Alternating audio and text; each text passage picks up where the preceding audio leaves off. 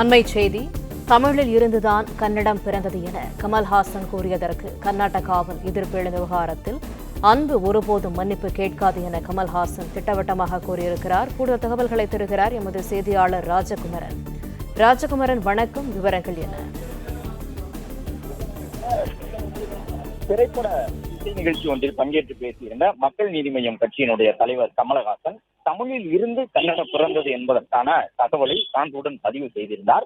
அதற்கு கன்னடத்தில் இருக்கக்கூடிய கன்னட அமைப்புகள் தொடர்ச்சியாக எதிர்ப்பு தெரிவித்து வருகின்றார்கள். கன்னடத்தினுடைய முதலமைச்சர் சித்தராமையா உள்ளிட்டவர்களும் மக்கள் நீதி மய்யம் கட்சியின் தலைவர் நடிகர் கமலஹாசனை கடும் வார்த்தைகளை கொண்டு சாடி வருகின்றார்கள். தமிழில் இருந்து நாங்கள் பிறந்தோம் என்பதை ஏற்றுக்கொள்ள முடியாது.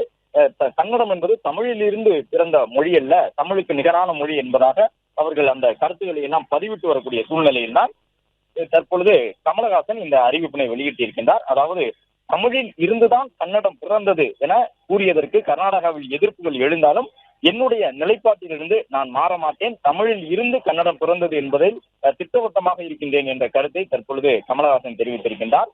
நான் சொன்னதை எனது பக்கத்தில் இருந்து பார்த்தால் அது சரியாக தோன்றும் என்ற கருத்தையும் கமலஹாசன் கூறியிருக்கின்றார்.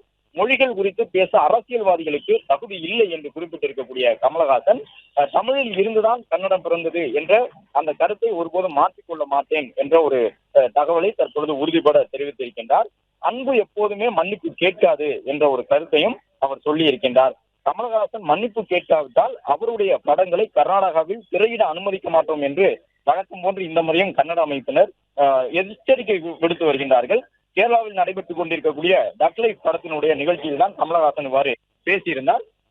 வழக்கமாகவே கன்னட மொழி சார்ந்து ஏதேனும் கருத்துக்களை சொன்னால் அந்த நடிகருடைய திரைப்படங்களுக்கு கடும் எதிர்ப்பினை கொண்டு வருவது கர்நாடகாவில் இருக்கக்கூடிய அமைப்புகளுடைய வேலையாக இருக்கும். அந்த அடிப்படையில் தான் தற்பொழுதும் கமலஹாசன் படத்தை தமிழ்நாட்டு நடிகராக இருக்கக்கூடிய அவருடைய படத்தை கர்நாடகாவிலே திரையிட அனுமதிக்க மாட்டோம் என்ற கருத்தை சொல்லி வருகின்றார்கள். கமலஹாசன் தன்னுடைய கருத்தை பின்வாங்கி கொள்ள வேண்டும், திரும்ப பெற வேண்டும் என்பது அவர்களுடைய வற்புறுத்தலாக இருக்கின்றது. ஆனால் நான் சொன்ன கருத்திலிருந்து ஒருபோதும் பின்வாங்க மாட்டேன் என்று திட்டவட்டமாக கமலஹாசன் கூறியிருக்கின்றார். தமிழில் இருந்துதான் கன்னடம் பிறந்தது என்பதை மீண்டும் ஒரு முறை திட்டவட்டமாக தெரிவித்திருக்கின்றார் கமலஹாசன்.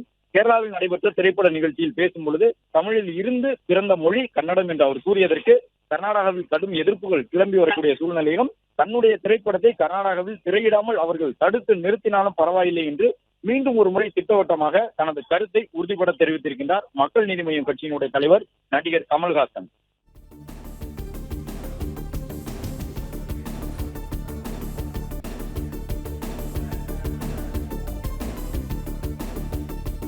தகவல்களுக்கு நன்றி ராஜகுமரன்.